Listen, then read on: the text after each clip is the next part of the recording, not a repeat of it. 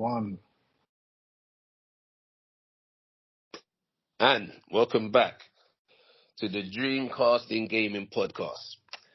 Today there'll be a trio of us today, including myself, Sean, and Carl.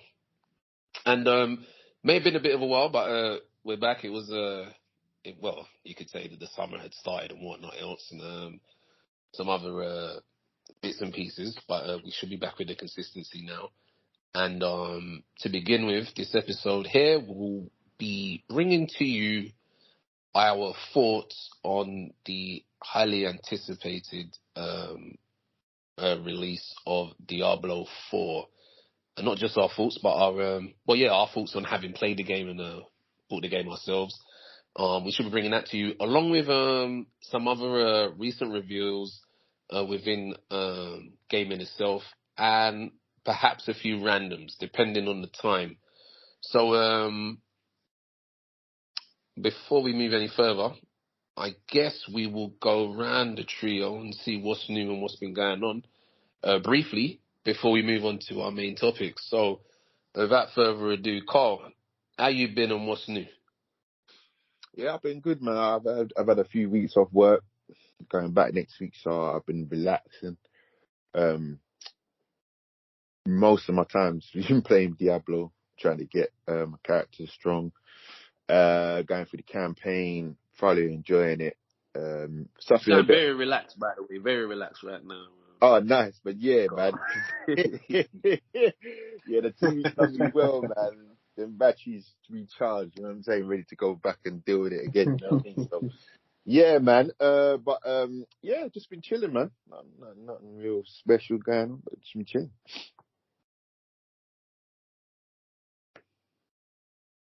All right. Okay, that's cool. Okay. So, Sean, how about yourself? Yeah, it's been the same for me. Obviously, been playing Diablo 4.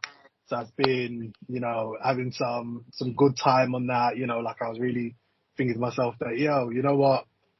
Like, cause you compare it in your head to what was Diablo 3 like, the experience of Diablo 3 experience to the Diablo 4 experience. And it's like the open world that they've done in this, like I find myself interacting with the open world so much because you just see other players running around. So it's like, it does give you that MMO feel without you having to like commit too much to any one thing. Like you just feel like you've got that freedom to sort of like spend your time in the game however you want.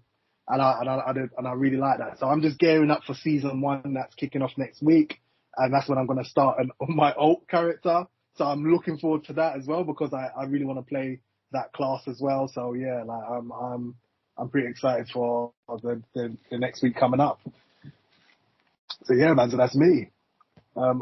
What about you, Raf? What have you been up to? Okay.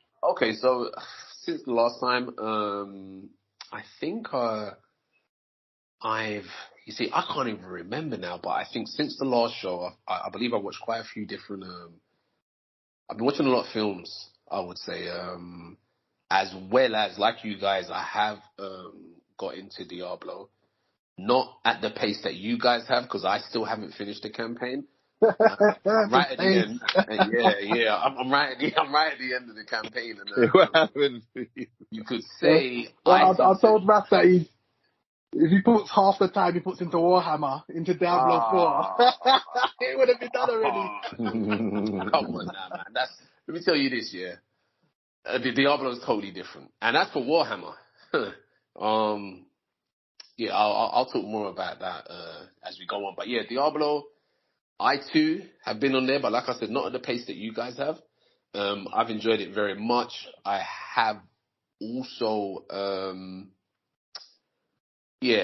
mean, I respect highly what they've done as a team and as a company. To be honest, I've got some words to say about Blizzard in their complete turnaround for how things were for them 18 to 24 months ago and how it is now. So that's a conversation I'll be bringing. And also, for you, there'll be a few people listening to this who do keep asking me about Diablo and have also asked me about World of Warcraft. So I will put some of the information I've already said to them into this as well. So, and again, as well as the films, I've really been playing on my Switch a lot more than I usually do, and I do use my Switch quite often, but I've been really on there quite heavily lately.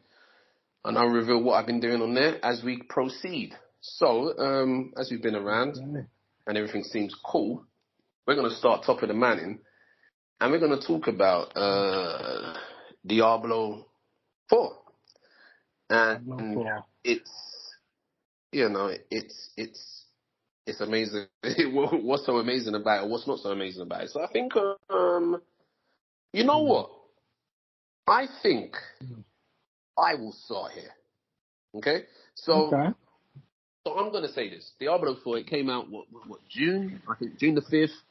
Highly anticipated game, long in the making. I think the last time we had Diablo, which was the previous one, which was free, was was it 2013 or 2012? 2012. 2012. So we're looking at it over a decade, right? Yeah. And in that space of time, there's been some other things going on with Diablo, but I will raise my hand and say I was that one person who Sean has forever been faithless. Oh, sorry, faithless. He's forever had, held strong faith with what Diablo will do, this and that. But I had lost faith in what we had to suffer leading up to this. So the reveal of a mobile game, the disdain from the company towards the fans and players who are wanting a Diablo for being told, well, don't you have phones? Why are you moaning? We're giving you a Diablo game on a mobile phone. Well, you should be happy for it. So that turned me off from them. And then, seeing the game, hearing this and that, I was just like, whatever. However, to my surprise, before even the 5th of June, we had access to, would you call it a beta or a stress test?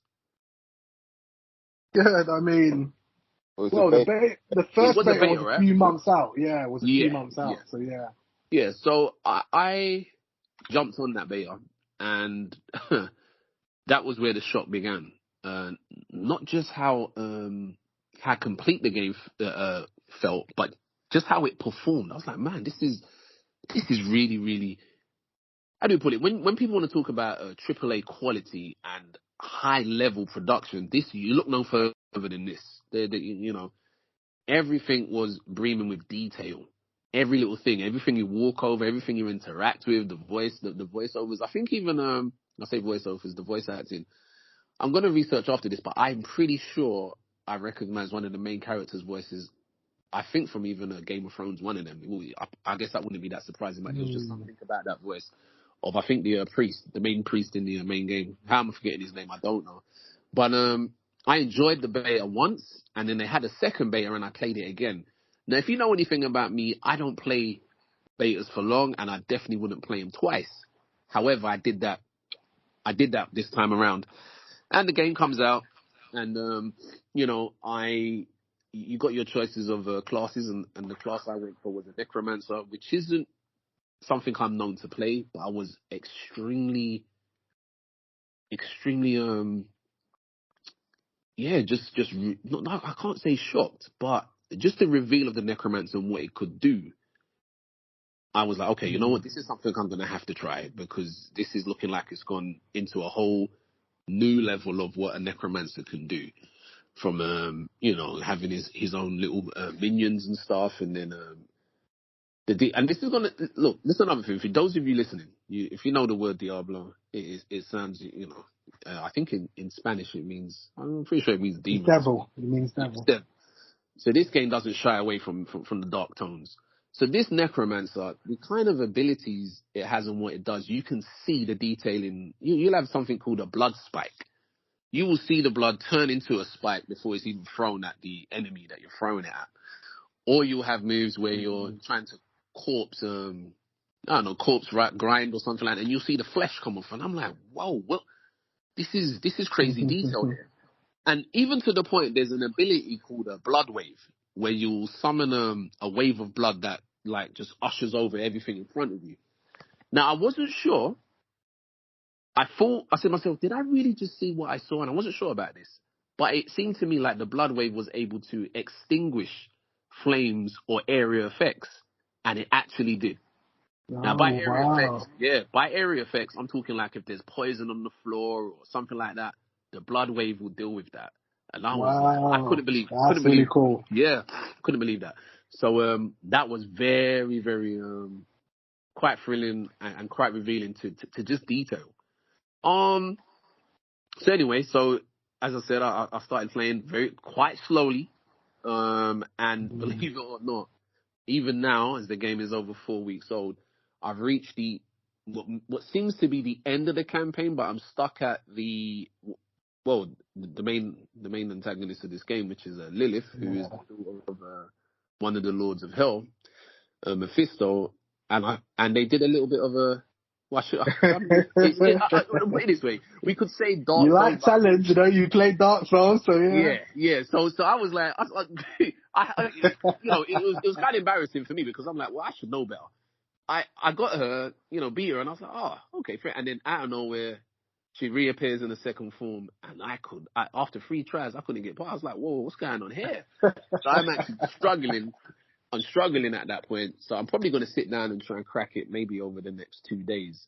But all in all, off the top of my head, I would just say, well, yeah, that can come into it later, but I would just say that's my experience just off the top of my head with the game. Very, very, very positive. You're gonna have to excuse that for me. Yeah, so very, very positive. And I am really looking forward to the future of this game because it looks like it's gonna last until they choose for it not to last. So yeah, from myself, one of you can probably continue from me on that one because I know you lot have gone in a little bit more than me and probably experienced some things more than I have. So I'll quickly say, I mean, a lot of people who did play Diablo 3 remember that when that launched, you couldn't even play the game at launch. Like, it had server issues, and there was like this famous error 21, error 32. So I have to give a shout out to Blizzard for actually having a smooth launch for Diablo 4 because everyone was expecting it to be broken at launch, that you wouldn't be able to play it, that there'll be server issues, and it was actually relatively smooth. So that was an impressive feat with the amount of people that were going to play Diablo 4. So, that thing was a surprise to me. But also the other thing is that, and, obviously, you covered a lot with the gameplay aspects and, the visuals. But a thing that shocks me with this game is its soundtrack. Like, when I'm doing boss fights and the music changes, like, I'm taking notice of the music. Like, it's really good. Like, I was like, I don't even remember music like this in Diablo 3, but Diablo 4's soundtrack is really, really good. I'll say this, Sean. It's funny you say that, right? Two things happened recently. So not to run off on a tangent or anything else like this, but this will make sense in a minute. So I still have an iPod, right? And that's like from the mid 2000s, and it has about 50,000 songs on it. And one of them included Diablo 3 soundtrack. And not Diablo 3, but Diablo 3 Reaper of Souls. And I don't know if you remember the boss battle with what's his name now? What's the main boss? At the end. Malfield. Malfield's theme, that boss fight, you can see, not necessarily Diablo 3, but Reaper of Souls. The DNA of the music has come from that one, not Diablo 3, so the expansion. I actually felt that as well. I said, yeah, this music, they've continued on with it, because the music stands out big time. And I'm glad you brought that up, because it was on my mind, that one. Yeah, so that really, like, stands out to me, because when I played it, it's adding to the feel of the fight, and it just gives you that excitement when you're battling, when the music's like going with what's going on, and when things are getting like more crazy, the music escalates. And I'm just like, yeah, they've nailed the soundtrack, and they've nailed when the cues come in for that. So they've really nailed that. And obviously, like, going through the campaign, I thought the campaign was really, really good. Like, the way, like, the shocking thing about this game is that not only, like, typically you have a main campaign and that's where all the focus is, but the side quests in this game, everything is voice acted. And then the side quests are not just simple, go kill 5 mobs over there and come back. Like, there's all this betrayal and deep stuff going on with the side quests. And it's actually really surprising how much they've how much effort they've put into the quests in this game. So they've really, like, fleshed it out. And then, like, you got this proper open world that you're not going just instance to instance, but there is a sprawling open world that you run around and you can see things are going on, and like they've got sort of like a living, breathing world feel going on, and I'm just really impressed by that. And let alone obviously the gameplay and how I've been enjoying playing my class. It's been really good to just dive into it and do the story and to see what they've done here. And it's like, yeah, it is a massive step up. It's sort of like what you do want from a sequel.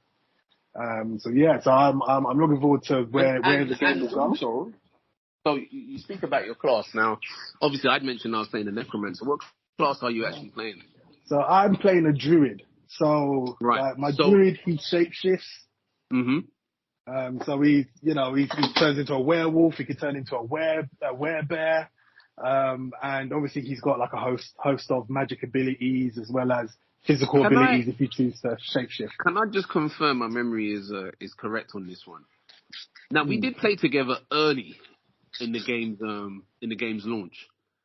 Did you remember? I think I can remember me saying to you that I could see when you were transforming that your fur was like flying off everywhere. Now, was that I didn't even spot it until you mentioned it. The detail is just it's crazy. I don't know, it's just immense. But as you say, if the fur drops off of your body, it's like that's detail they didn't even need to do. That's crazy. They didn't need to do that. Yeah, I must admit, when I'm in the open world and I see like a druid in his bear form, and on a like I've just got a new monitor now, yeah, and I see every single blade of like hair on the like shimmering. Do you know what I'm trying to say? So it's the way they've done it, it's kind of creepy sometimes. Like, fuck, this looks crazy. Do you know what I mean? But look, listen, my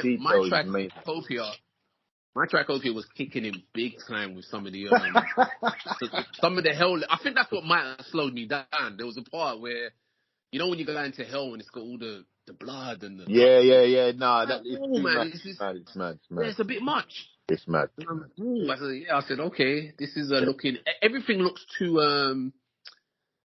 It looks individualized. You're like, wow. Do you know what it is? Do you know what kind of feel I got from this game? It's like the same feel. Do you remember when you first played like Grand Theft and you were going around? Grand Theft, yeah. Grand Theft 5? And you're going around and you were thinking, shit, whoa, they've actually put ththis looks like they've individually done, like built this from the ground up. You know what I'm saying? And it looks like everything what they do in Diablo is like built from the ground up, like even the cities, like the towns, like this just feels like a living, breathing, like you're saying, Sean, a living, breathing, like open world, like that you're kind of in. You know what I mean? Doing your little tasks around. So, and the way they've implemented. Sorry, I'm not going to go on a tangent, but the way they implemented the side quests in what you do as well is just, I think that's seamless as well. So, yeah, man, good job from Blizzard, man. Yeah, they really did go hard on this one. So it's like, I'm personally been impressed with what they've done. But yeah, I guess that's been the thing for me. So Carl, yourself, your experience, I'm sure yours is different as you're playing a different class to us. What could you say that we haven't said already in your experience of the game? All right, so for me, I just play games very differently to a lot of people in terms of like, not so much, I'm not saying that I'm like some elite guy or nothing, but when I play games, I like to like do everything, you know what I'm saying, that I can in the game, right? So for me, playing this game was like, I had some of the best times I've had in the game, do you know what I'm saying? Because it's like, just the level of discovery when you're going around. I had so many things that I had to do. So they get this thing called renown. I don't know if you've ever touched it, but it's basically, it gives you like skill points. It can give you I don't know what else can it give you. Obols, which you use to like get better gear, stuff like that. Also gives you like additional skill points to use on your paragon, which is another thing to go into your, like, basically makes your class a bit deeper when you get past the initial, building your actual class. So I'll get into that in a bit. But the actual like discovery of the map was like some of the best gaming experiences that I had. Also doing the campaign, which is like, you know, voice acted, fully CGI'd, you know, like it's just like the level of acting in it as well, like the attachment you have to the characters, like even up to like, there's no spoilers, but the end scene is just like epic, you know what I mean? Just sets the scene for the whole game. Because obviously when you finish the campaign, the end game starts, and that's when you start building, like getting your build up. So it's like, I don't know, man. It's just an epic game. It's just one of the games. It was my most anticipated game of this year. I think I remember that. I remember that episode. Yeah, it was my most anticipated game, and I had done so much research in terms of the style, the armor styles, the skills, the builds that they're putting in. Because I was like a big advocate for like Diablo in terms of like in terms of the way. I always had the belief that it'd be a good game, that Diablo 4 would be a good game, even though, like, obviously, Raph had your reservations and stuff like that, obviously, with the Diablo Immortal, which was a complete flop. And obviously, they're still trying to incorporate that, so still. Do you see in the showcase, I don't know if you saw, Sean, the developer showcase, where they tried to put a new class in, and it was a class for Diablo Immortal. And it's like a blood knight, I think it is. Blood Knight, yeah. Yeah, and then they put it in, and everybody was, sorry? Is it good? I haven't seen this. Is it good? No. This is for Diablo Immortal, rap. Yeah. Yeah. So everybody's going, why are you like, just do a separate stream? Like, no one wants to know about Diablo Immortal. You understand what I'm saying? To Diablo 4. I've got nothing to do with it. Yeah. So like, people going mad about that. But I've been a big advocate for Diablo. So when this came out, I just knew, it's from the style, I knew it was going to be an epic game, and I'm not being disappointed. Playing the Barbarian class at the moment. So the Barbarian class is kind of like what it says on the packet. Do you know what I mean? Just a big guy, strong. Got lots of different brute force. You know what I'm saying? Chopping through everything. You know what I mean? Just a crazy class. But you've got like, I think it's like, how many weapons you got? Yeah, like four weapons. So you've got 2 dual wield weapons, and you've got two main two-handed weapons. And he has access to them at all times, isn't it? I think that's what the spin is. Yeah. So basically, you can assign. So you got different moves, and you can assign any weapon to that move. If you know what I'm trying to say. Right. So if you've got whirlwind move, you can assign your hammer. You can assign your axe. You can assign your sword. You can assign your double-handed sword. And in double-handed, you've also got axes. You've got like maces. So he's got a full array of weapons. Do you know what I mean? To use. And the builds are kind of like they're very unique in themselves. Like, no, it's like a barbarian, you think, it's just going to just be, slashing things. But there are different builds for different kind of play styles, different kind of times in the game. So for me, leveling, I had a build that I used throughout the campaign. And as soon as I stopped the campaign and started doing the nightmare dungeons, which you need to do to progress your character, I started using another build, which was a whirlwind build. So, but it's just more efficient for me to clear dungeons, because it becomes, I don't know if Sean's going to touch on it, but becomes a bit repetitive towards the end game, because all you're doing really is running nightmare dungeons again and again to like progress your character, which is a bit of a. That's why. Go on. Yeah, no. Just to say what you were saying. Yeah, that's why I also try and mix it up with like Hell Tides and then the Legion Assaults, because I can't just do Nightmare Dungeons over and over. No. But the thing is, that's well and good. It's well and good. I do that as well. But there comes a point where it's not really worth your while doing these. And the Hell Tides are really good. Now, the Hell Tides are good because they are good for like XP, and they're good for like gear. And obviously, if you get you get the mysterious chest, you get a chance of getting a good like uber unique gear, which is like the most rare gear in the game. But Yeah. And the fact like, that random people are out yeah, and I mean that is, but that's where I think Diablo is unique. So it's like what you said at the start, Sean. It's like you're playing an MMO, but you're not really having to do anything. Like you can join a clan, don't really have to do anything. You can play on your own. When you go out in open world, you can join people in the open world. Like there's so many. You can go and do some PvP if you want. Like it's just so casual. You can do what you want, and everything will contribute to your characters and what you do. But what they've done is what they did, because they want people to do nightmare dungeons, they made the nightmare dungeons the best XP. I understand what you're saying in terms of, I don't want to keep fucking running a nightmare dungeon every single time. You know what I mean? I want to do something else. So like, it's like what they did is they made it like the XP, like the best XP you could get. So that's why people just run nightmare dungeons all the time, which gets a bit repetitive, and like you get a little bit of burnout doing that. Do you know what I'm saying? So like there. even the world bosses, I think that even the world bosses should be a bit harder, and I think also they should drop better loot, because the thing is, it's like sometimes it gets to a point as well when I'm like, my characters are fully geared. Right, all I'm doing now is like min-maxing his stats, or min-maxing stats, or getting a little bit extra attack power, or getting a bit extra this on different builds, use different things. So it's like you have to I'm then working on another build, another set of armor for another build. So it's like, that's where, you know what I mean? I'm like level 96 here. So that's where I'm kind of at in terms of my game and where I am in the game. So I've enjoyed the campaign, but I'm like waiting for the new season. But then obviously the new season, I'm not even expecting too much from this new season because it's the first one.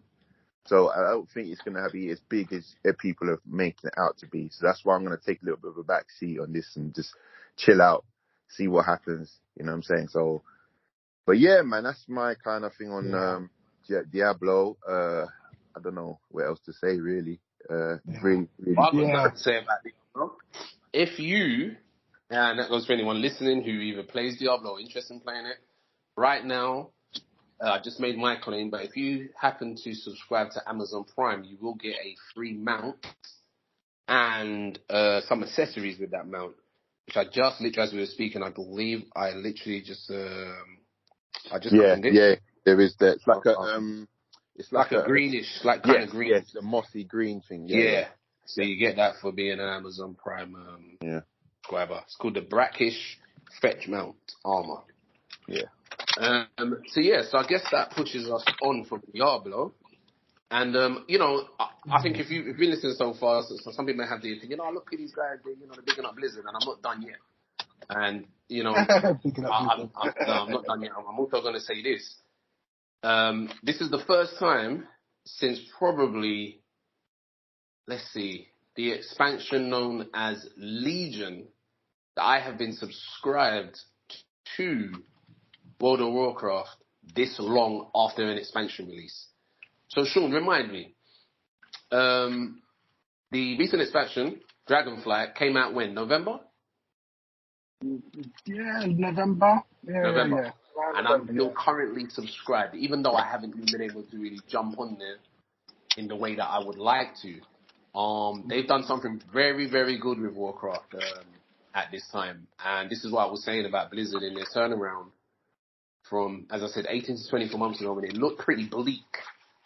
To see that they're able to hold the players that are there with the content that they just keep releasing, it's quite something to actually behold and, give them their dues for that. Because I can't remember the last time I did that. Usually after an expansion, I would probably give it 3 months, maybe 4 max, and I'm gone. I'm done for that point until something major happens. And that has not happened, and we're now in July. That's looking like 8 months strong. So they're getting their dues for that. Can't speak for Overwatch, can't speak for the other things, but this stuff doing well.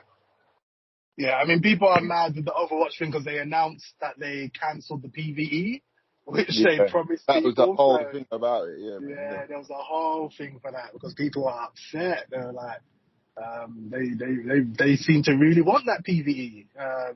For me, it never spoke to me anyway. But Yeah, people are really upset about that one. I don't So know the how that. Overwatch community has been sort of destroyed by that. Yeah, I don't know how that would have saved it. People would just play the PvE for a little bit and then just gone back Yeah, and to it's Sniper. just, Yeah. yeah, it wouldn't Like, have done anything. So I don't know what they were expecting really. mm.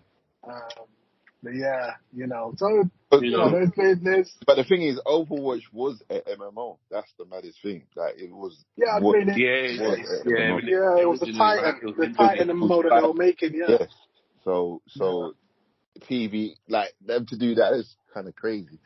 I mean, go back on what you're doing. I Yeah, understand. but obviously, it's like that was the thing in it. They couldn't get it to work as Titan, Yeah, so that's why they exactly. made a multiplayer shooter. So Exactly. what So then made them why think would they you could get go it to back? work now? Yeah, Yeah, it's it was really silly. that don't make sense, bro.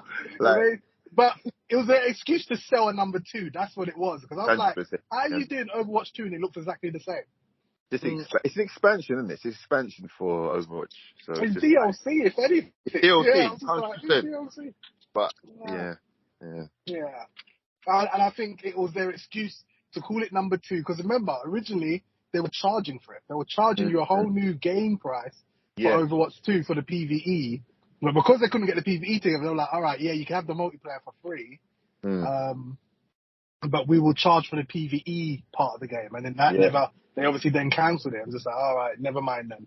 And Yeah. it's just like, I was just like, yeah, because, they'll call it Overwatch 2 and it looks exactly the same as Overwatch 1. Like, you hardly even have a graphical update. Like, it just looks exactly the same.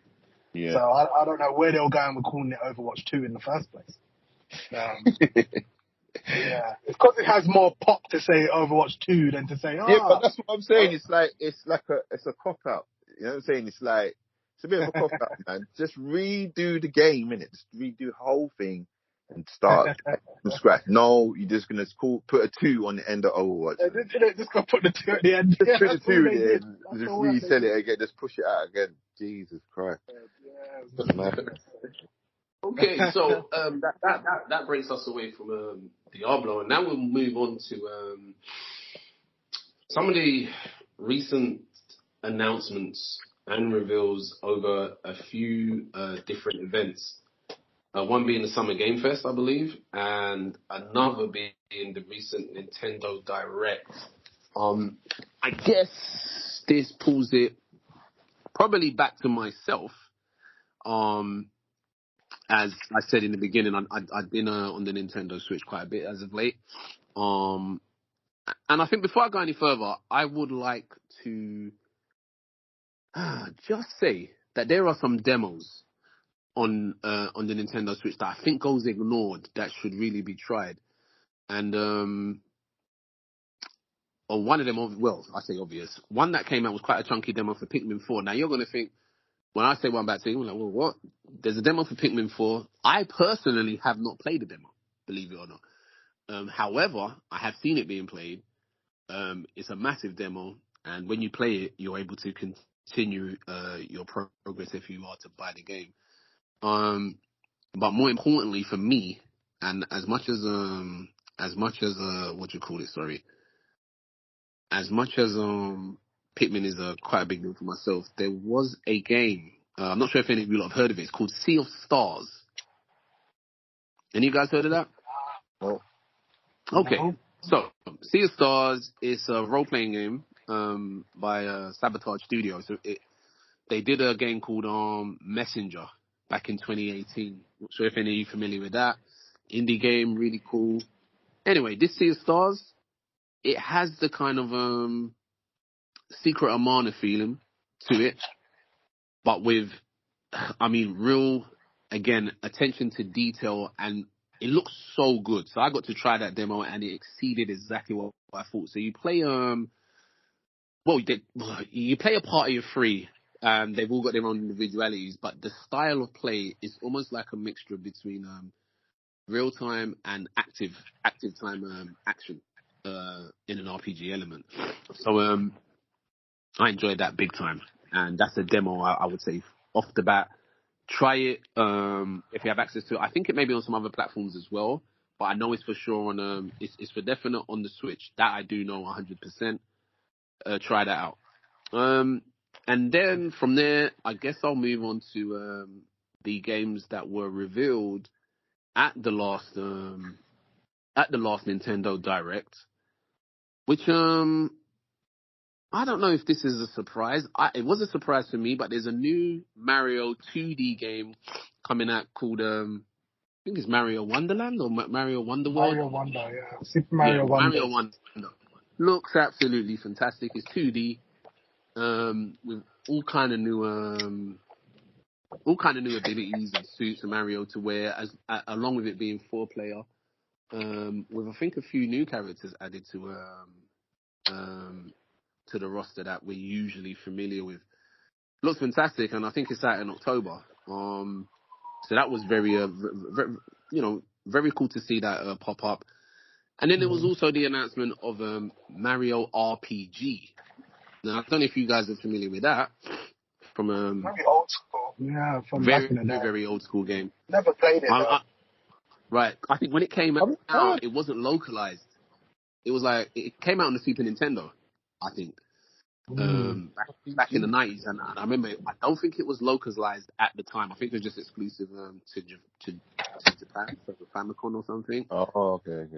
Yeah, but that's getting a remake. And what that did, that spawned a whole load of games on the DS and the 3DS, which was called they were sort of similar to Mario RPG, but it would star Mario and Luigi, and it played similar.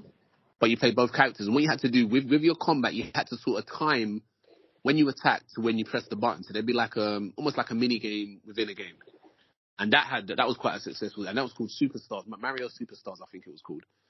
And that was pretty good. So they announced that, which looked good. A new Wario game, which is tends to always be a fun mash of lots of different games. And I'm not fun missing anything. But those were the main announcement for the upcoming stuff. No, there's a Peach game as well. I almost forgot about that. Oh, yeah. So there's a new Peach game. I'm not even sure if I can even explain it properly, but it looked like a mash between a Super Mario game and a Yoshi Kirby type game. So they're experimenting with that. And yeah, I'll take this opportunity now to actually say what I've been doing on the Switch more than anything else. So during this Direct, it was announced that Pikmin 1 and 2 was being remastered and shadow dropped immediately. Now, I've been a massive fan for Pikmin from when the game came out back in 2001 on the GameCube. However, back then, well, that's 20 years. It's more than 20 years. So being 20 years younger, I like the game, but I think I didn't play it as much as I've just played it in the last 2 weeks. Yeah, I mean, it's not a popular game. Some people may have heard of it. Some people may not have. It's one of Nintendo's IPs that, for whatever reason, it seems to be in the background, but they've now got to number 4, which releases on the 21st of July. What I will say about this game is that it's extremely unique in the sense that it covers the idea of strategy with a very unique setting, as well as having the elements of strategic action. So to just break it down, you play as a character called Olimar, who's in space. His ship basically I don't make this make sense. His ship collides with an asteroid, causes him to crash on what looks like Earth, and it splits into 30 parts. So you've got 30 days to collect these 30 parts of your ship. However, when you land on this planet, you discover these creatures called Pikmin. Now, they're 3 different colors: yellow, red, and blue. And their colors represent their strengths and weaknesses. So the red one is impervious to fire. The blue one is, excuse that beeping, the blue one is can breathe underwater, and the yellow one can jump high and is impervious to electricity. So you use these Pikmins to help you get your parts to your ship. However, on the planet there are creatures. They look like earthly creatures: frogs, slugs, flying things, but they're very dangerous and they always want to eat Pikmin and attack you. So you look at the game, it's colorful and it looks, I'll use the word cute. However, the behavior of the Pikmin when they attack things that threaten them is very, very savage. They bite and jump and scratch and claw at all these other creatures. And when they kill them or defeat them, whichever, they bring them back to their nest, put the body in the nest, and then more Pikmin pop out. So it's got this sort of macabreness to it. So it's like, as well as it being charming, when you look at it, you're like, damn, that's a bit, you just take the dead carcass of the frog. Yeah, you dump him in this thing and he pops out as more Pikmin. So it just, I mean, it's something else. So I was playing that and I plan to play the second one too. I will be purchasing the fourth one, even though I probably won't play it straight away. But I'm looking forward to it. And I may even do an episode by myself that dives into it a bit more for those who probably feel they need to know a bit more before taking the step into experiencing Pikmin. But yeah, so that's Nintendo, their recent lineups covered up. I have heard some rumors, Sean, and I think I'll just say it now. There's some DLC coming for Tears of the Kingdom that will involve a whole load of dragons. I don't know. You've been playing Tears of the Kingdom more than anyone else I know, so you might know something about that. I don't know. But those are the rumors. I know about the rumors. Yeah, I've not heard anything. But we know we had the Champions Ballad on Breath of the Wild. Yes, so we did. I do expect DLC for this one, but I don't expect that till like next year. I think it'll be a bit. I'll be surprised if it's this year.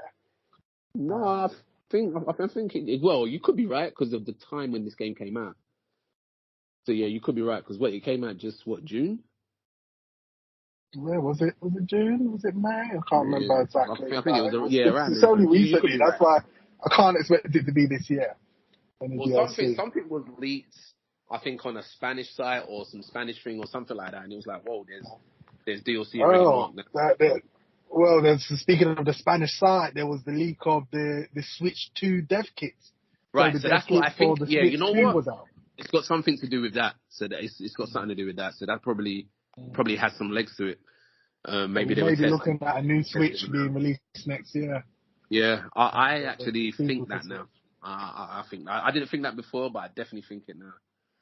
Yeah, but yeah, I so think that wraps. I think it is okay. That wraps up. I think the Nintendo stuff, and I'm gonna take it over to you now, Sean, to talk to us about the reveals and maybe Starfield, as you seem to know a bit, about what happened with that. So obviously we had the Summer Games Fest event, which is sort of like the replacement for E3, which used to be the old games convention. For some of you that may be old enough to remember, there used to be an E3 every year, which would do game reveals, and E3 got cancelled. A lot of companies moved away from E3, started doing their own events. So, we have, very few game events these days, but we have more like companies doing their own sort of events, like their own presentations and reveals. So Summer Games Fest is one of the few that are still sort of like an overall, all different platforms can show stuff. And it's run by like Jeff Keighley. So he also hosts the Game Awards. So the Summer Games Fest, they do a few announcements. And obviously the big one out of the Summer Games Fest was the gameplay reveal. A deep dive into the gameplay of Starfield. So we got to see obviously more of the different ways you can handle combat, stuff like, how you can set up your character, like, you could choose the backstory to your character, and based on the backstory of your character, the world treats you differently apparently. So if you have a backstory of being sort of like a criminal, you might, whenever you land on planet, random bounty hunters may come down and start attacking you. Let me speak on this. So I've been saying this for a while now, that we haven't had RPGs that's done that since maybe Mass Effect, and even that wasn't it wasn't as in depth as it probably could have got to. But that is enticing to hear. That if that is true, that's extremely enticing. For me, I take that with a pinch of salt, man, because Carl, you sounding like me now, Carl. Let me break down. Wait. Before we go Cyberpunk. If you're a street kid, if you're corporate, I remember Cyberpunk. No, mate. Wait. Before we get into our thoughts of it, I'll continue just to give the overview. So they did explain that, okay, so you can choose your background, and like, for example, you can choose to be a celebrity, and then when you're walking around, you might have a fan, a guy runs up to you and he's like, "Oh, I'm your biggest fan," and he can follow you to be on your ship as one of your members, and you'll keep kissing your ass like he's a proper rabid fan. So they'll show him that, and then they showed that you can have a backstory of, oh, that you were an orphan or you have parents, and then you can go to a planet where your parents are, and then you actually sit down and you speak to your parents, and your parents are there, and they greet you when you come home. So they'll show in all these sort of aspects of how you can design your character. They were showing the different ways you can handle gameplay. If you want to be someone that just uses melee and punches everything, you can do that. Or if you want to be using different types of guns and all the sort of weaponry they've got, like you've got a jetpack, you can choose to, fly around, and based on how you do your skills, you can almost stay in the air indefinitely, hovering on a jetpack and shooting things from the air. So they were sort of showing all these sort of aspects, and then obviously you can, like, different technology you can use to go invisible and stealth around. You could do stealth gameplay if you want to. So they were just breaking down all this sort of stuff, and ship customization. So you can, like, board out in space, you can hijack ships and take over the ship and own the ship.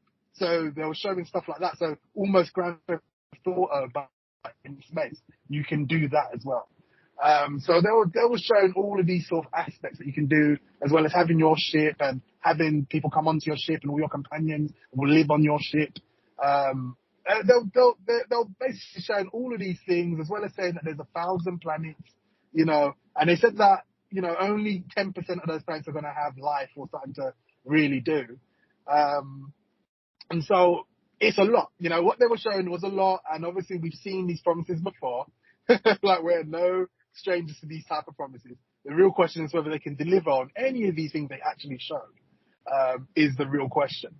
And, Carl, and more importantly, I got to hear Carl, because Carl was someone who actually played Star Citizen.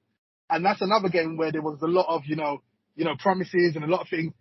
What are your thoughts on what you saw with the Starfield reveal?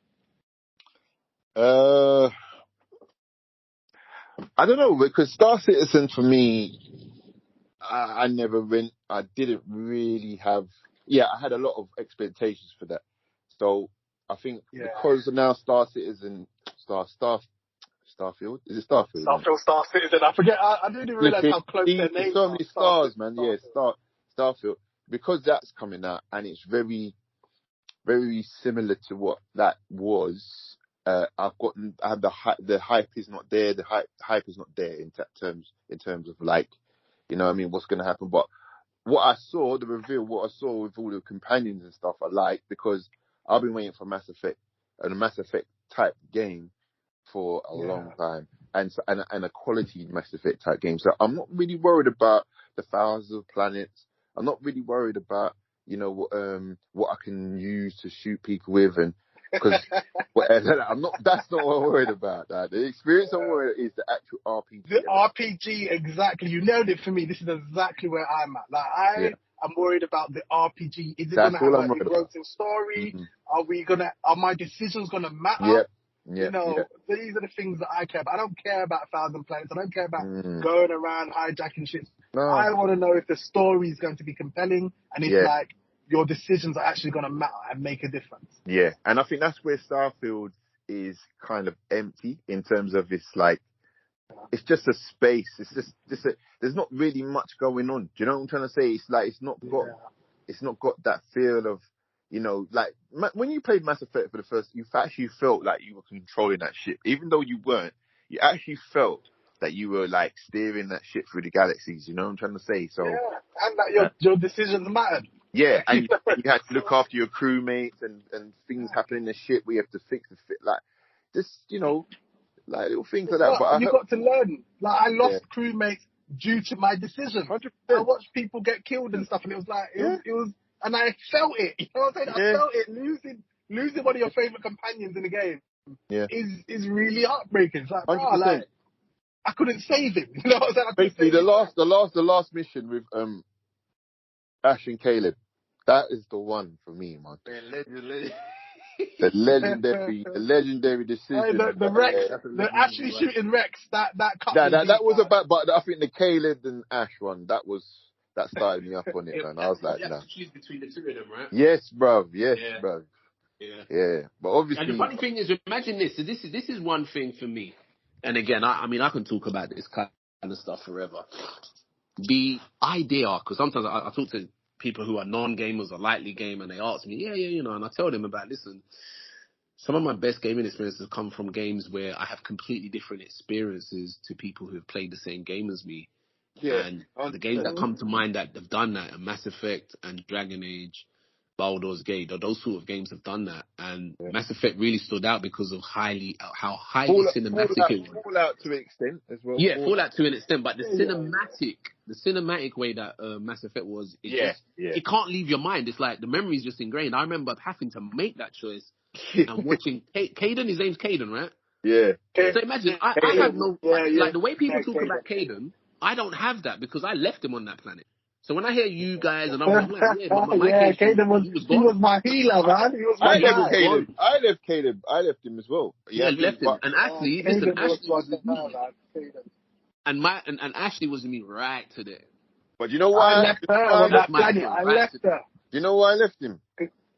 Go on. You know why? Why did you leave him? Sorry out to the LGBTHQ, whatever you are out there, yeah, but he's a bat. Oh, he tried it on you. Did he try it on you? He's a batsman. Tried Oh, it. did he? Yes, bro. Okay, wow, I didn't know that. But he was my bedroom. He was my Cody, bro. And then he tried to bring through romance. He tried to do some romance thing. Wow. I was like, no way. I goes, okay. He's gotta go. Yeah, he didn't do that. He didn't do that to me. I was like, biding my time, bro. He didn't do that to me. I don't know why, because I wasn't doing companion quest. Yeah, but you see, because I was doing the companion quest. That's what I'm saying, Sean. I do I cannot play. I have to do everything, bro. Yes, that's me. I swear to God, I can't help it. But that part, when that happened, I think we went out to some, like I was on the buggy, we went out to some planet, and it's like, you know them kind of planets where you go and there's a fort, we were in there or something, and something happened, and man started trying to move to me. I was like, what? Nah, when we come out here, bro, we got to do something serious. We got to have a real conversation, mate. I can't get with you now because I need you to shoot these two brothers. But after this shit, you're out, bro. That's the beauty of the game, though, Steve. Look at that. Look at that conversation there. That's the beauty. Yeah, I never even knew that. That's the first time hearing. I never knew that. I've not heard that. Yeah, I didn't know. Because Kaden was because he was the like the guy who used all the magic powers. Like I forget what they call it in there, but he had all that. He was like my healer, and Rex was like my tank. So when Ashley shot him, because I had him as my tank. I would send him in first because he was the brute force, and she killed him. And I was like, Ashley, what have you done because of her racist ways? I was actually happy with I was devastated, man. I was so devastated. He was reckless, hence the name Rex. Reckless. He was a liability. That was my guy. And she proved, listen, zero. She no half measures at all. This guy's a clown. Bullet in his head, and it was over. And I left her on that planet. That's what I did. I left her there. I left her on that planet. I was like, yeah, Ashley, you're gonna stay here. I was like, nah. After that, I was like, nah, because you know we're a crew. Even if you don't like this sort of thingy, because remember, Ashley's a racist, you know. Yeah. And she don't like no other races but humans. And I'm just like, listen, there's a whole big space out here. We haven't got time for this sort of bigotry. Yeah. You know. So she had to go. So I left her on the planet. Yeah, but mad stuff, man. She was loyal, Sean. She was loyal. Yeah, she was dope. Very good second in command. Very good. She's dope. Hey, listen, Caden was loyal, so I didn't have any problems with Caden. We never crossed paths. He never gave me no issues. That's what I'm saying. That's your cool, bro. Man tried to move. Bro, that's your Caden. Caden, the real Caden. The car came first. You know what? Caden knew I went like that. That's why you know what? Shut up. Wait, Joey, sorry. I'm not going to go on a tangent, but I need to let this out, right? I remember playing, right, through the last mission where you had to get to the base, right? And you had Caden and Ash, yeah, both with me, yeah? And all the time I was doing this mission, I'm thinking, I wish I could get rid of this idiot, man. I hate this guy, like, whatever. When the decision came up, you know how quickly I chose Ash, bro? I was out, bro. I was just, yep, Ash. Sorry, Didn't even hesitate. Didn't even hesitate. It wasn't even like, nah, I'm out, bro. No, that was funny still. No, they did, and this is what I'm saying. Are we going to have that experience in Starfield? That's what I'm saying. That's what I hope so. I'm worried about, bro. I hope so. But I heard there's no vehicles. I've heard there's no vehicles in Starfield. No vehicles, did you say? No, there's no vehicles, man. Yeah, because obviously they got this spaceship, innit? Yeah, your spaceship. You'll be flying the spaceship. Which makes sense because, there's no point worrying about land vehicles if you've got a spaceship, you know, and you're flying through space and stuff. Yeah, because I think Mass Effect had that, and it was kind of like, I'm just... It was very annoying, actually. Yeah. I didn't like the bloody missions where you're going on that bloody rover thing. Oh, my God. Yeah. Because it's so hard to control that vehicle. It was horrible. Yeah. I remember that. I didn't like that stuff. And obviously we got a Mass Effect coming in the future, so don't forget that. They did announce a Mass Effect game, so... I long forgotten that. Just like they got a Dragon Age coming out. Yeah, exactly. Yeah. We'll have to hold fire on those ones as well. You know what I'm saying? Okay, so Starfield, so that was pretty much what they showed in Starfield then, right? Yeah. Okay, so we have about 20 minutes left. Okay. So other than Starfield, was there anything else that stuck out? I'm sure there was. I mean, nothing major from because that was the big game of the show. There was some other stuff.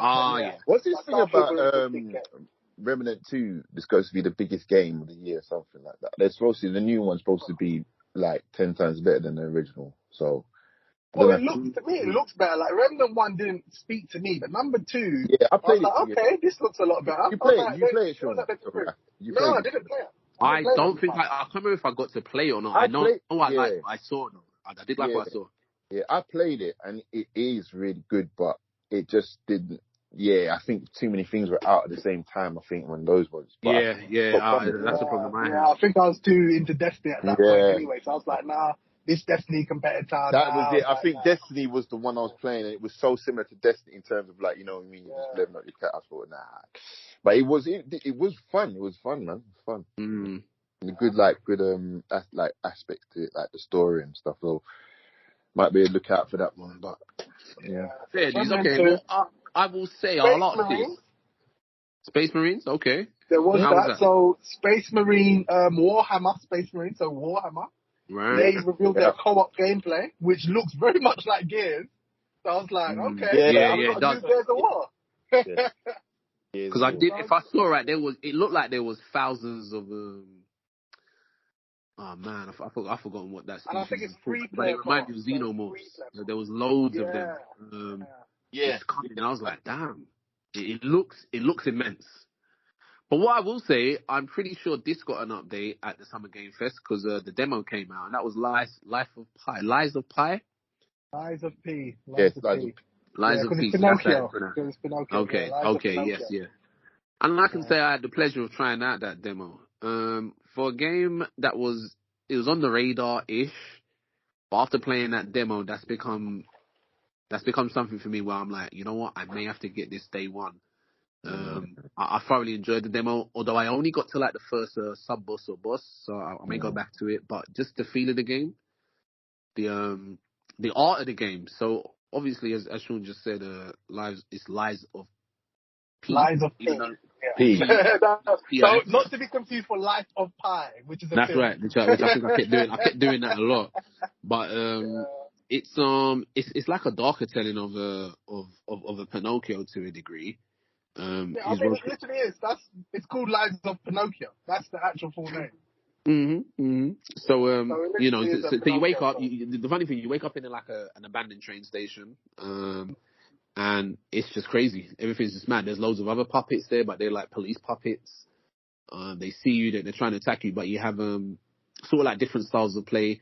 You know, I'm gonna use the word hate, but there's this whole Soulsborne type of thing, which I think now, because it's out there so much to call. Soulsborne, a lot of good games go under the radar just with that term alone. Yeah. And just Well, like Neo was great. yeah, And this one is in that vein of another great game, yeah, based on this demo that I yeah. played. And I played The quite a problem is few. the developers themselves called their game Yeah, called well, yeah, like yeah. It's Well, again, Soulsborne. the Soul developers Pack. Yeah. They themselves called it will say Soulsborne. that from a marketing perspective, in I guess in the hope that, hey, we say that people are just gonna buy it on the basis that it's a Soulsborne game. There Yeah, is, because it works. That's why well, it it don't. No, works. no, no, no, no. It doesn't always Like a work. lot of that. Tell that to Lords of the Fallen. It doesn't always work. Tell that Hold to on, they got another one. The sequel's coming. Well, look how Yeah, long that Lords of the took. Fallen Listen, 2's listen. coming. Look how long that took because Another the one. Yeah. first one just wasn't it. It wasn't. It wasn't, The man. first one was not it. And then you look Yeah, at no, the what's first one happened weren't with it. what was that other one that came out that was pretty good, where you kept switching bodies. Jeez, what was it Bodies? called? Yeah, you start in one Oh, you mean body. Surge? Surge 2? Or No, not are you doing Surge. the It was a Surge? different one. It's not called Surge.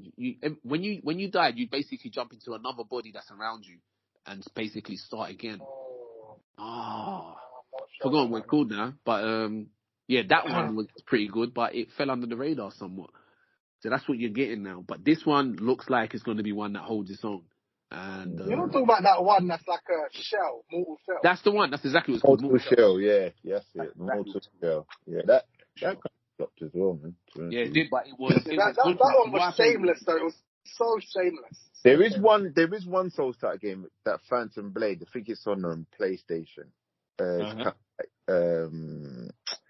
it's kind of like a Chinese kung fu kind of like Souls Yeah, type. I would say that's the Souls type.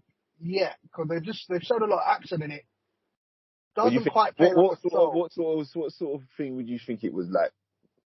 Like Like a Devil like May obviously Cry? from what they're showing us is like a proper action game. So like not quite Devil May Cry, but it's like Yeah, like, yeah, I'm trying yeah, to think, what's it like more like a platinum type game? You know, the platinum games do action games like that. yeah, Like Metal Gear Revengeance, for example. Yeah, I think yeah, that's probably like the best example. yeah.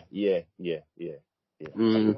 I get you. But obviously, we just don't know if that's going to be a real game because they've not got no previous games. Like I know, but it's they're a like, dodgy dev. yeah, Yeah, it's they're dodgy, man. It's dodgy. very, very dodgy. But it looked really good. That It looks sick. demo looked really good. I was really like that looked sick. But I know that we got the Black Wukong from another Chinese dev that again we're not seeing the game come out. Like where's the game? Mm-hmm. You Yeah, know, we got yeah. the day before. Where's the game? Good game. Like Yeah. we get all these tech demos of games that just never come out. So it's like we just don't know. So I'm very much, I don't know if Phantom Blade is ever going to see the light of day. Yeah. We're still waiting for Deep Down. Remember that? Do you remember a game called Deep I Down? remember that. Yeah. Oh yeah, I'm still Raptors. waiting for Wild. Do you remember Wild? Yeah. What's that, sir? Wild. They showed a game called Wild where you possess animals and stuff. Oh yeah. So Sony's got quite a reputation of showing Yeah. games that never come out. For real. But I was gonna say to Raf, the Baldur's Gate is actually releasing soon. Okay. Yeah, I heard it's release that got moved up. Sorry? Which is really Wow. good. Yeah, I heard the release Interesting. that got It moved looked up. good. Yeah. That's very interesting. Yeah, it's releasing. So I've pre bought that game. So What, on Steam? Yeah. Okay. I played all the early access and everything. So Oh yeah, I remember Oh, that. Yeah. Of course you did. yeah, what was your thoughts of the early access, by the way? yeah, boy, it's really good, man. It's really good. Like again, it's like that Diablo kind of feel. It's like polished. The graphics look good. The detail, acting, and I think they've also, because they had early access, they've also been able to redo a lot of stuff that people were angry about. Do you know what I'm saying? So I think it's going to be quite a good game, man. Did you play the Divinity games? Yeah. I played Divinity and Divinity 2. Yeah, played them all. Yeah, really good. That's what I'm saying. RPGs for me, that's what makes it the game. Do you know what I mean? If it's I don't care what it looks like or whatever. I just want the RPG element to You be on want the top. RPG elements to That's be, there. It keeps me. Then I'm sold, man. Do you know what I'm saying? Everything else is bonus, man. I mean, That's the same. That's what I want to see. Like, I don't care about this Thousand Planets. I just want to see proper RPG elements, things where, the story is deep, decisions are deep, like Mass Effect was.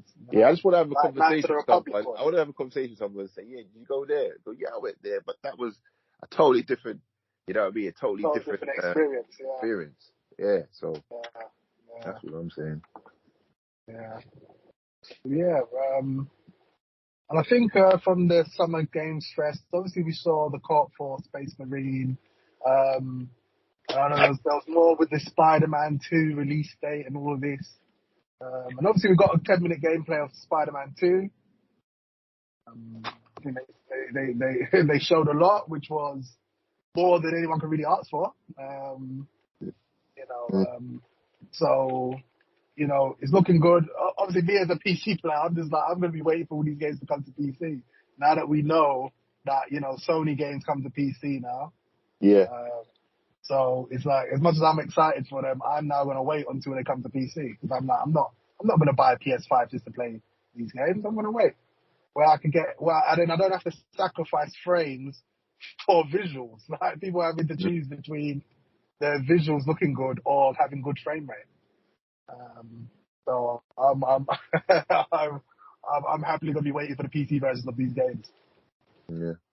But I can't remember anything else that come out in Summer Games. I think those were the major reveals. To be fair, I think that was the big stuff. I'm trying to think. Was Armored Core wasn't there, was it? No, I think they just did a little reveal themselves. They just did a little presentation. Right, that's right. They did their own thing. Yeah, I thought so. Yeah. I think it was Mortal Kombat. The new Mortal Kombat. Yeah, they did show that, yeah. And I think also, was it Twisted Metal as well, we were talking about before? Twisted Metal was there as well. Mm-hmm. But that new Mortal Kombat looks really good, man. Yeah, I'm very excited for that. Very, very, very excited for that. Yeah, man. It's just, I've seen some demos. Obviously, they're starting back from number one, and apparently, like, obviously, we're retelling a new story, right? It's almost like it's like a kind of reboot. like Is it reboot, yeah, but like it's done where it makes sense. So something's Yeah, happened. yeah, and it's crafted the whole time and restarted everything. Because it kind of needed a reboot, man. It did. To be fair, you're getting to like, what was it, 11 or 12? Yeah, man. 12. But the good thing, as I said, I think what really got me, and even though Mortal Kombat would get me anyway, but the announcement that that Homelander will be featured characters and Omni-Man as well. Yeah, was like I think there's a third person as well. I can't remember who, but I was like, you just really, it just made perfect sense. Yeah, bro. For everything. Like, you really done a job there. So I'm looking forward to that. But what doesn't make perfect sense is Homelander in Call of Duty Warzone. Yeah. That don't make sense. I don't get that. I don't get that at all. I mean, what does that mean? Is he running around with a gun? I don't know. I don't know what that means at all. I saw that and I was like, what is this? Why is the boys mixing with Call of Duty Warzone? Call of Duty Fortnite, yeah, I mean. Because I'm like, Fortnite does that, but then they have people running around with guns. Like, they had Goku running with a gun. Running around with a gun. Yeah, bro. Yeah.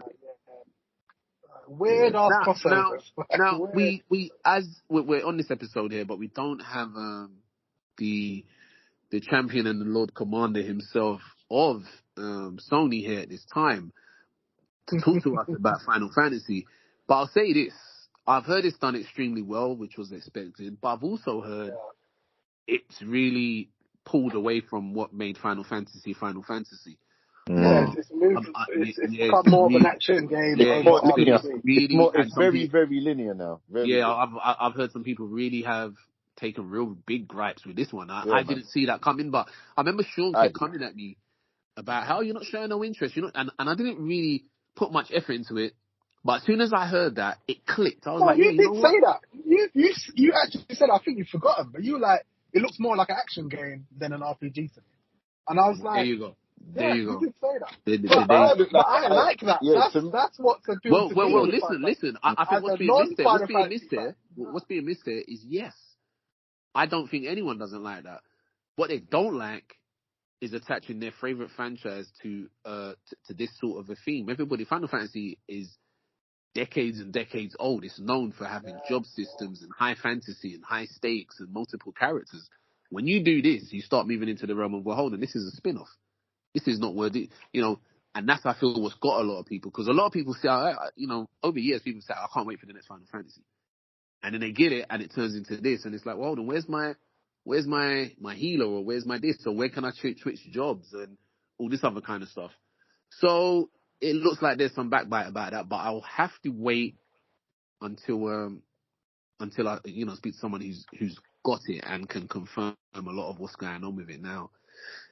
No, like there was conversations about it, and people were saying that what they're seeing a lot of is, oh, this is my first Final Fantasy, and I really like this. They're appealing to and it's them. Square Enix came out and said this. They wanted to broaden Final Fantasy out to more people, and I think God of War is one of the things they used as an example of broadening the audience. They didn't want it to be just a Final Fantasy game. They wanted it to go out to more action, more cinematic. They wanted it to be more of a thing. So that's what Square Enix has been aiming for with Final. That's where they want to take it. And I think it's a thing where Zelda is also an action game more than deep RPG. Like Zelda doesn't have the deep RPG mechanics like Final Fantasy did. It doesn't have all this stats and stat building. It's more accessible to the average person. But Zelda, and I think that's Zelda what they were aiming for. Yeah, I know.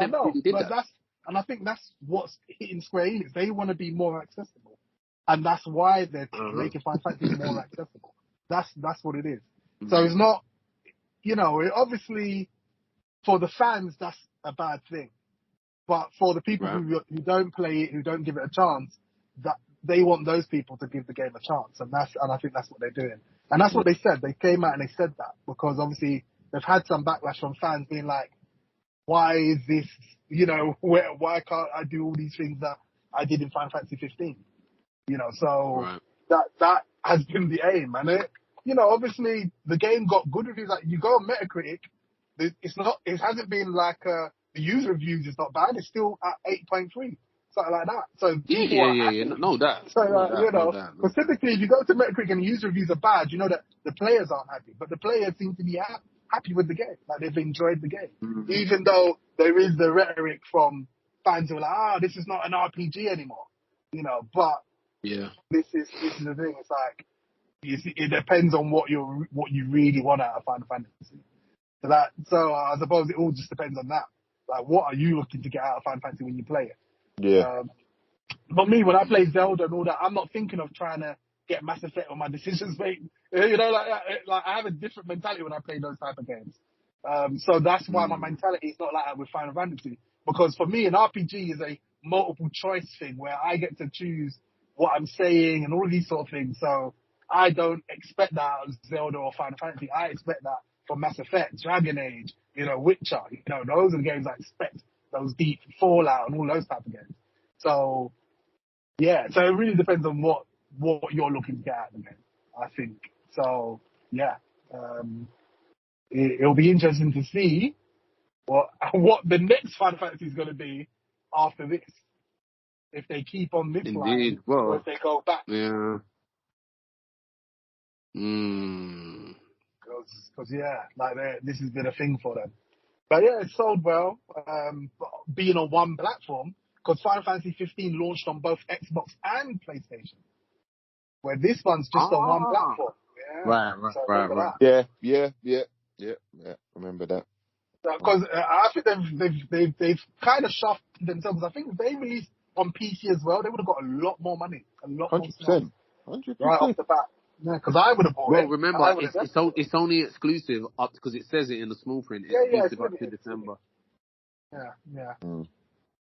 But the thing is, by the time it comes, people might not, be that bothered at that point and want to just go buy it. It might be, there's all these sort of things, like there might be like other games. It becomes one of those games that you might get in the future, though.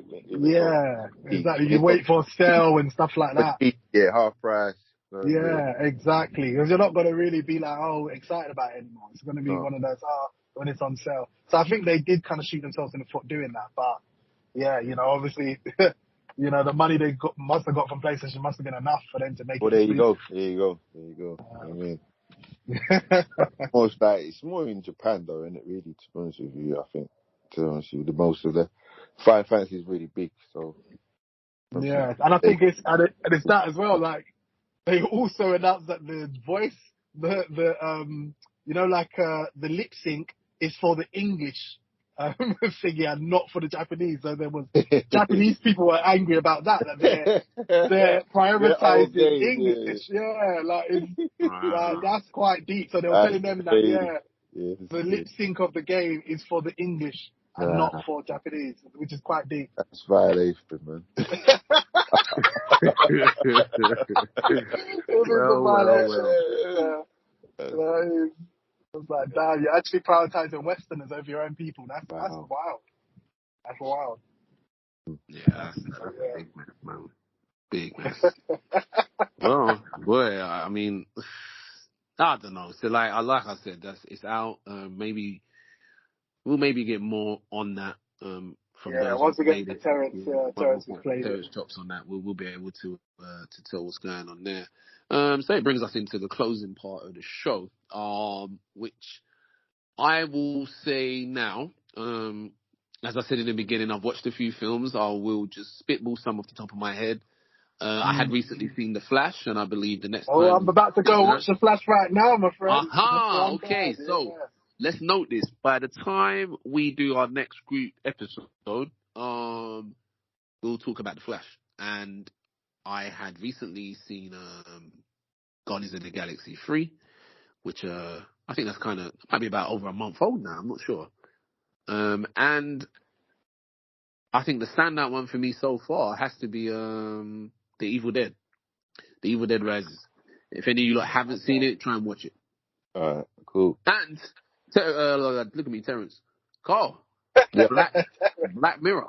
I know you yeah, watched it. I watched it. yeah, The show gave me nightmares. So yeah, yeah. Oh, we'll chat damn. about that too. We definitely have to touch that, man. Definitely. I'll watch the Black Mirror. No, I have I to. actually, No, you funny, have I to. said to myself earlier today that I'm going to watch it. Are you Yep. up to date though, Sean? Are you up to the newest one? Yeah, I'd seen the last season, yeah. Ah, cool. But I haven't Oh, seen the really? new What season, so I need to the see the ones new that's season. just come out?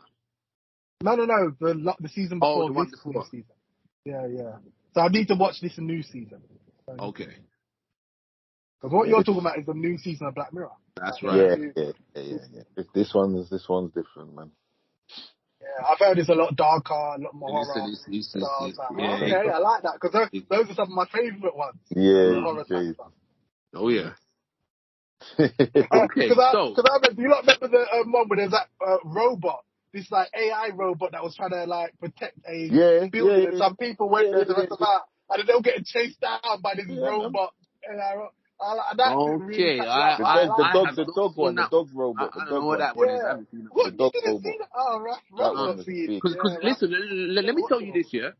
When I put on Black Mirror on my Netflix and I was watching it, it was going back to, it was showing me that there was episodes I had not seen. It was showing me ones I had seen, and I was like, wait. So I watched.